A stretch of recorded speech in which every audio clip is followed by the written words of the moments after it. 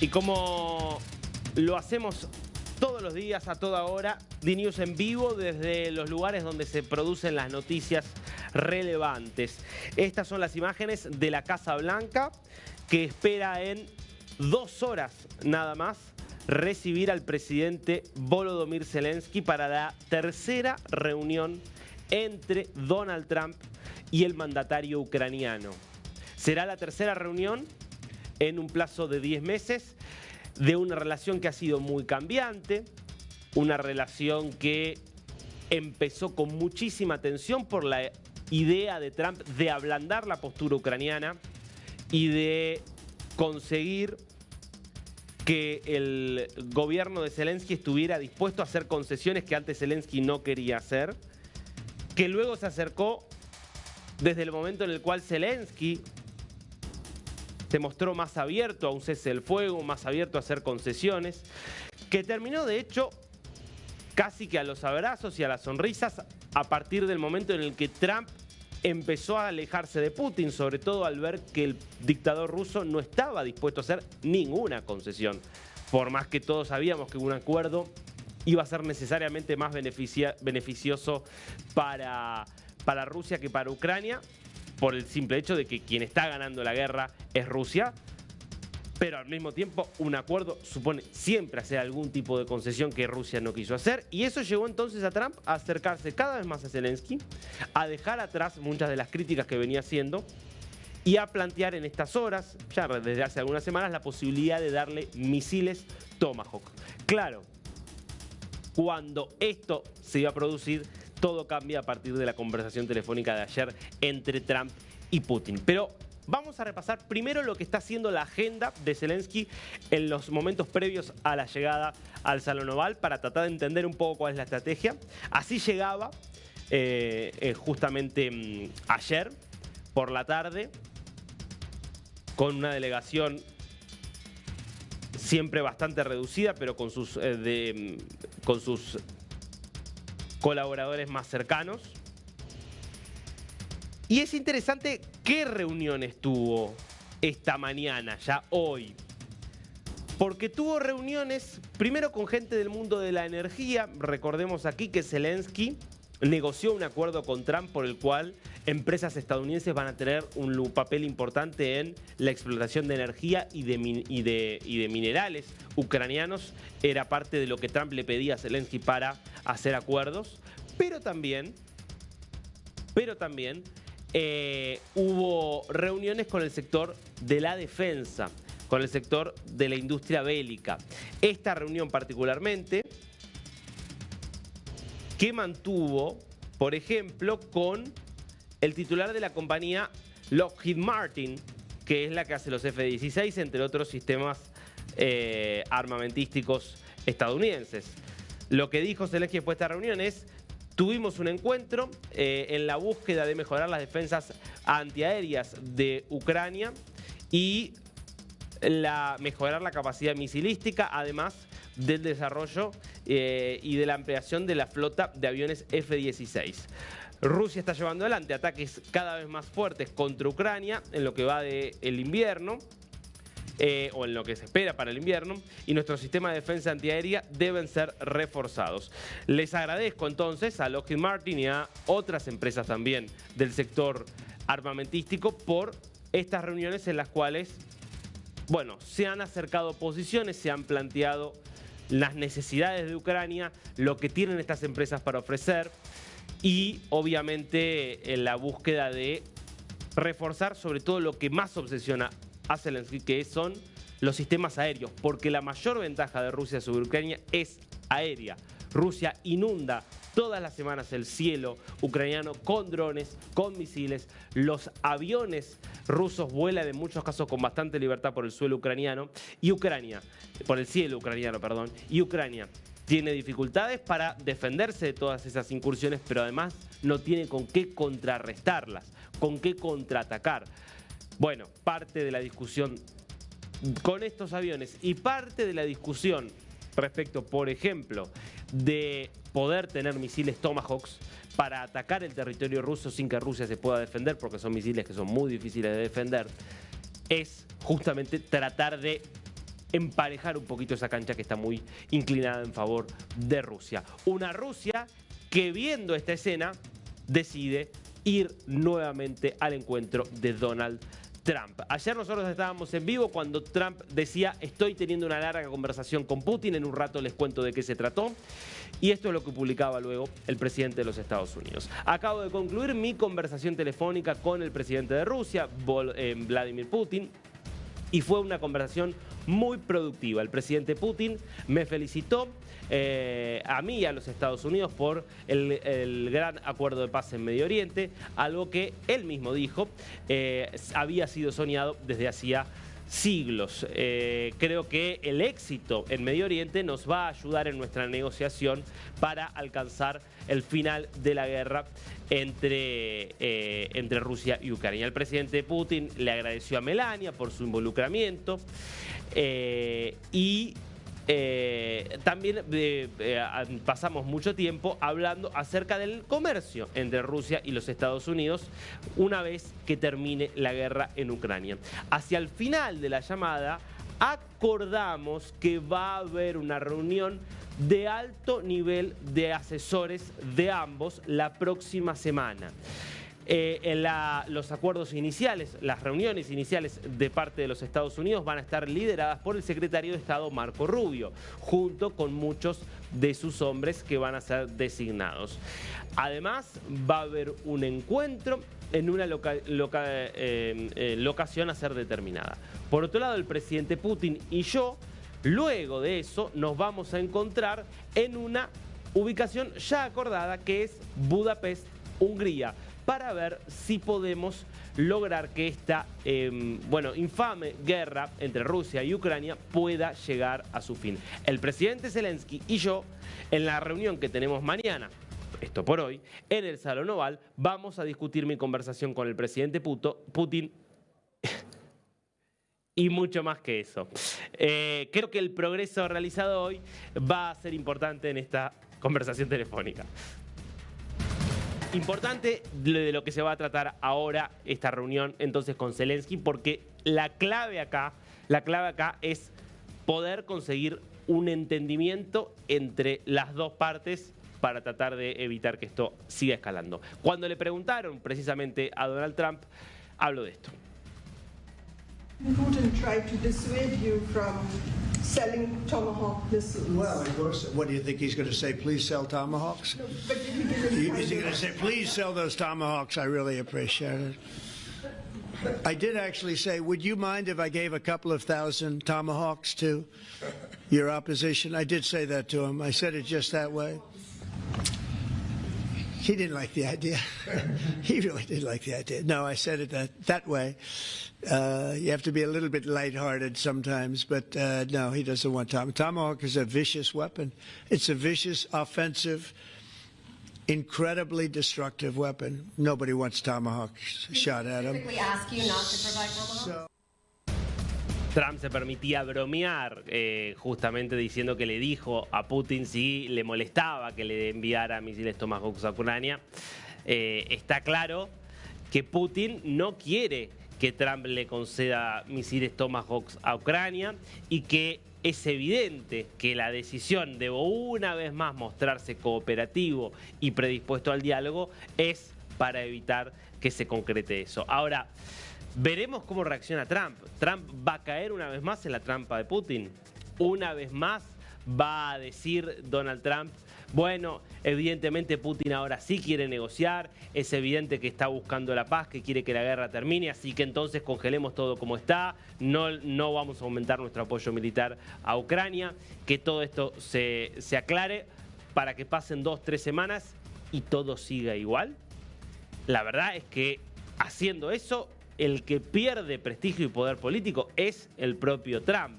Aquí el presidente ruso tiene muy poquito para perder en este juego. El otro que tiene para perder, por supuesto, es Volodymyr Zelensky, que obviamente viene a esto con preocupación. Quien habló más temprano es el vocero del Kremlin, Dmitry Peskov, anticipando algunas de las claves de lo que va a ser esta reunión. Escuchemos. Безусловно, мы приветствуем такие намерения, мы приветствуем подтверждение политической воли на то, чтобы всемирно способствовать поискам путей мирного урегулирования. Мы уже хорошо знакомы с господином Виткофом, он эффективный, доказал свою эффективность сейчас на Ближнем Востоке, и надеемся, что его таланты и дальше будут способствовать работе уже на украинском направлении. Российская сторона сохраняет свою открытость, готовность к мирному диалогу. И надеемся, что, безусловно, влияние Соединенных Штатов, дипломатическое мастерство посланцев президента Трампа поможет сподвигнуть украинскую сторону к большей активности и к большей готовности к мирному процессу. Ну, давайте дождемся, посмотрим заявления, послушаем, проанализируем их. Вот, пока это газетное сообщение, но знаем, что да, действительно, сам президент подтвердил, что такая встреча с Зеленским состоится в Вашингтоне. Вот, посмотрим на ее результаты. Россия готова к мирному урегулированию. Россия в настоящий момент за неимением альтернатив продолжает специальную военную операцию. Так или iначе, Россия обеспечит свои интересы и добьется выполнения поставленных целей. Siempre Peskov se caracteriza obviamente por ese estilo bien diplomático, sin estridencias en sus declaraciones, obviamente endulzando, halagando a Trump, halagando también a su equipo, en este caso Steve Witkoff, que seguramente también formará parte de la delegación, aunque Trump fue muy categórico en decir el jefe acá es Marco Rubio. El poder que ha acumulado Marco Rubio, el poder realmente que ha acumulado el ex senador por el estado de la Florida, hoy como secretario de Estado y asesor de Seguridad Nacional. Vamos a estar hablando después de la situación en Venezuela, pero yo creo que lo que más debe preocupar a Maduro, y por eso ha hecho tanto hincapié en esto, es lo poderoso que es hoy Marco Rubio dentro de la estructura del poder estadounidense. Quien pasa a tener también un rol aquí estratégico es el primer ministro de Hungría, Viktor Orbán. Trump vuelve a apelar a una fórmula que le dio resultado en las negociaciones en Medio Oriente para terminar la guerra entre Israel y Hamas.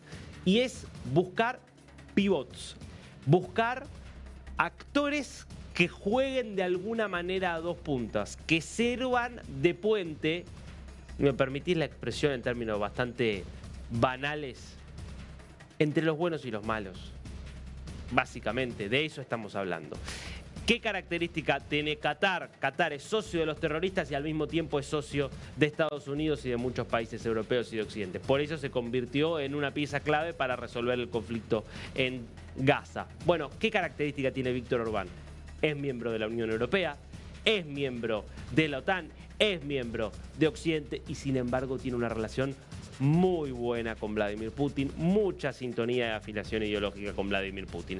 Eso es lo que lo vuelve un actor estratégico para buscar también aquí una salida a este conflicto. Fijémonos lo que publicaba un Orbán que está entusiasmadísimo con esto porque obviamente le da poder político, le da capacidad de exposición internacional. Budapest es el único lugar acorde, adecuado en Europa para una cumbre de paz entre Estados Unidos y Rusia, con un liderazgo de larga data a favor de la paz y una alianza confiable. Nosotros proveemos un ámbito confiable, seguro y políticamente estable. No había ninguna otra opción. Dicho simplemente, ellos pueden contar con nosotros. Bueno, obviamente Orbán tratando de hacer aquí de convertir esta decisión que toman Putin y Trump en una gran victoria personal para uno de los líderes más polémicos que tiene obviamente Europa por sus tendencias autoritarias, por sus posiciones incluso cercanas a Vladimir Putin. Ahora, si vos ves el mensaje que publicaba Donald Trump, lo que él decía, de la misma forma que lo ha dicho en muchas otras ocasiones, es obvio. Hablamos de la guerra entre Rusia y Ucrania con Putin, sin duda hablamos de eso. Pero hablamos de muchas otras cosas más de la relación bilateral. Porque la jugada de largo plazo de Trump va más allá de terminar con la guerra en Ucrania por el solo hecho de terminar con la guerra en Ucrania. La mirada de largo plazo de Trump es: el mundo va hacia un juego de pocas potencias que se están disputando el poder global. En ese juego a Estados Unidos le surgió hace varios años un rival gigantesco, un rival que claramente está en condiciones de disputarle en cada punto del planeta el liderazgo y la primacía, que es China. Ese rival gigantesco, por malas decisiones que ha tomado Estados Unidos en el pasado, es hoy un aliado estrecho de otra de las grandes potencias, que es Rusia. Entonces, el eje de Trump es acercar a Rusia con Estados Unidos para que Rusia empiece a revisar su cercanía a China. Esa es la jugada. Eso es lo que intenta. Por eso quiere hacer otros gestos de acercamiento a Rusia, independientemente de cuánto avance o no la paz en Ucrania. Este es el punto central. Por eso no es tan extraño que de repente haya colaboradores estrechos de Vladimir Putin, como Kirill Dmitriev, que es uno de los principales asesores que tiene el dictador ruso, proponiendo cosas como las que vas a ver ahora. Un túnel que comunique a Alaska con Rusia a través del estrecho de Bering. Fíjate, le escribe Dmitriev a Elon Musk, porque tiene una de sus compañías, Elon Musk, que es la Boring Company, que se dedica a hacer túneles y métodos de transporte revolucionarios.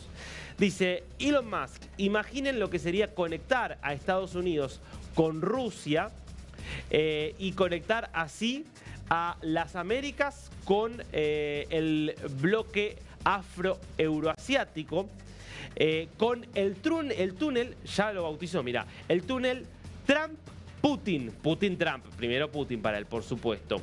Sería una unión de 70 millas, estamos hablando de un poquito más de 85 kilómetros, es en la distancia más corta, que simbolizaría la unidad. Los costos tradicionalmente serían de 65.000 millones de dólares, pero la Boring Company de Elon Musk podría reducirlos a 8.000 millones de dólares. Vamos a construir un futuro juntos. Ahora vamos a ver cómo está pensado este mapa, pero veamos la justamente imagen satelital de la Tierra. Acá tenés a la derecha, es decir, hacia el este, dentro de lo que es esta imagen, todo el continente americano. En ese extremo, Alaska, pegado a Alaska, Canadá, y más hacia el sur, Estados Unidos y todo el resto de América. Del lado izquierdo de la imagen, hacia el oeste, Rusia, por supuesto. Y ese estrecho, que es básicamente un estrecho, es un paso de agua muy angosto, que es el que comunica estas dos penínsulas, es el estrecho de Bering, que tiene en el centro dos islas. Fíjate vos, que son la Diomedes Mayor y la Diomedes Menor. La mayor está en territorio ruso, la menor está en territorio estadounidense. Entre las dos islas hay una distancia de nada más 3,8 kilómetros y, sin embargo, como está justamente coincidiendo con la línea internacional de cambio de fecha, hay una distancia de casi un día entero. Están pegadas, sin embargo, pasar de una a otra supone casi que viajar en el tiempo un día. Particularidades de los métodos para regirnos en los tiempos. Ahora, este estrecho es clave para la historia de la humanidad, porque en la última glaciación había un puente de hielo que los comunicaba, y es el estrecho por el cual se pobló el continente americano. Los habitantes históricos del continente americano vinieron desde Asia a través de ese estrecho, que hoy está obviamente tapado por agua. Y este sería el túnel, fíjate, que comunicaría Chukotka en Rusia con Alaska en Estados Unidos, y que atravesaría la Diomedes Mayor y la Diomedes Menor, y ahí lo podés ver en un plano visto desde arriba y visto al nivel del mar. Interesante propuesta, hoy parece lejísimos, pero me parece que hay que ver acá la jugada que es la que piensa Donald Trump, y es: hay que acercar posiciones con Rusia, hay que terminar con esta decisión de convertir a Rusia en un enemigo, porque lo que sabe Trump es que el rival de Estados Unidos es China.